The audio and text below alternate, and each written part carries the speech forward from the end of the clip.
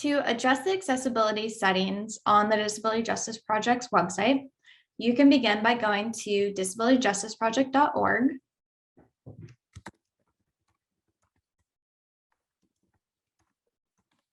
And that will take you to our homepage.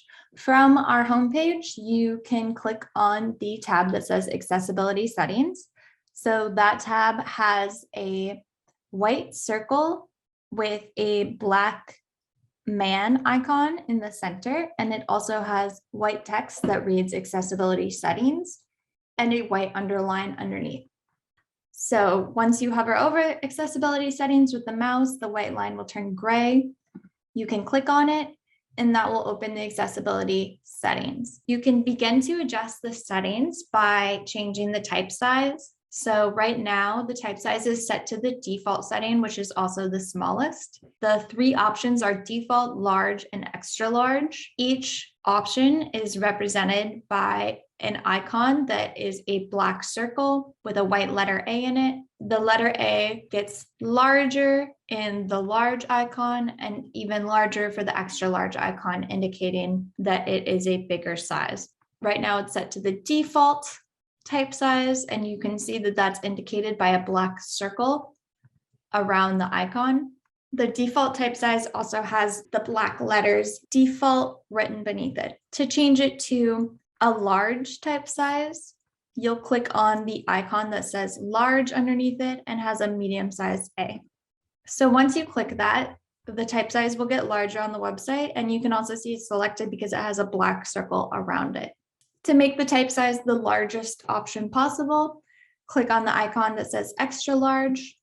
Once you click on that icon, which has the largest white letter A in the center, it will make the type size the largest option. And you can see the extra large type size icon has the largest letter A in the center and is a black circle. Once it's selected, it will show a black circle around the icon itself, indicating that that is the option that is currently selected. You can also adjust the line spacing. So there are three options for line spacing: default, more, or max.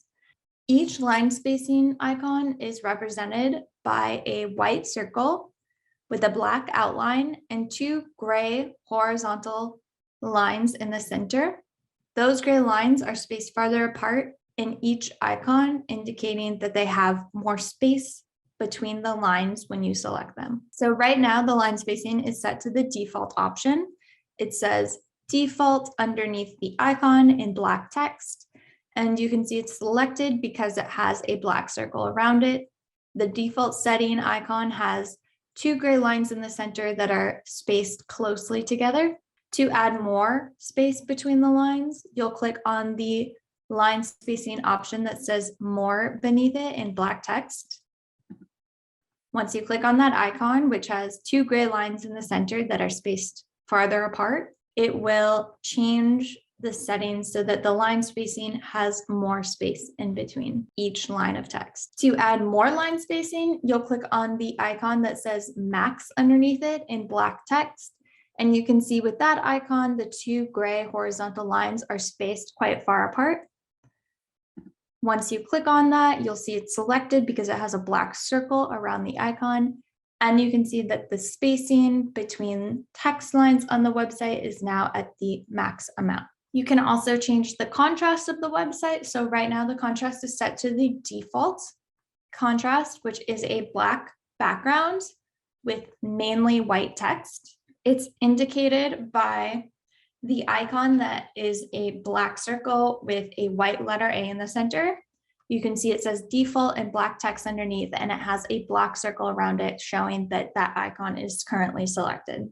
To change it to the yellow option for contrast, you can click on the yellow circle with a black letter A in it and a black outline around the icon.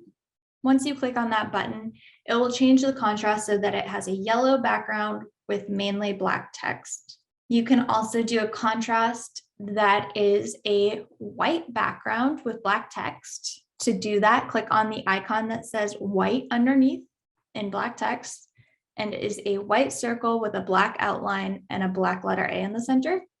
Once you select that, you can see it's selected because it has a black circle around it. And you can see the website changes so that it has a white background with mainly black text. The last contrast option is a blue background with black text. So you'll click the icon that says blue underneath in black text and has a blue circle with a black letter A and a black outline around it. Once it's selected, you can see it has the black circle around the icon showing it's selected. And then you can also see that it changes the website so that it has a blue background with black text. So the last setting you can change is the highlight inputs. So right now the default is to have no highlight inputs. The default option says no highlight in black text underneath it and is represented by a black rectangle. You can see that it's currently selected because it has that black line around it. If you want to add highlight inputs, click the icon that says highlighted underneath it and is a black rectangle with a yellow outline. Once you click that, it will add highlight inputs to the Disability Justice Project's website. So you can restore the accessibility settings to their default options by clicking on the Restore Default button. The Restore Default button is a white rectangle with a black outline that says Restore Default in black text on it. It's located toward the bottom right of the accessibility settings window. So let's say that I have a large type size, I have the maximum amount of line spacing, and I have a blue background and black text for my contrast settings. So to restore the accessibility settings to their default options, I will then click Restore Default. When I hover over that button, it will turn yellow. And when I click on it, it will restore all the accessibility settings to their default option. I can also save the accessibility settings that I've chosen. So let's say I've chosen extra large type size, the default line spacing, and a yellow background with black text for the contrast. I can then save that by clicking on the button on the bottom right of the accessibility settings window that says Save in white text and is a black rectangle. Once I hover over it, the black rectangle will turn yellow. And once I click Save, it will save those settings so that I can keep them as my settings as I explore the website.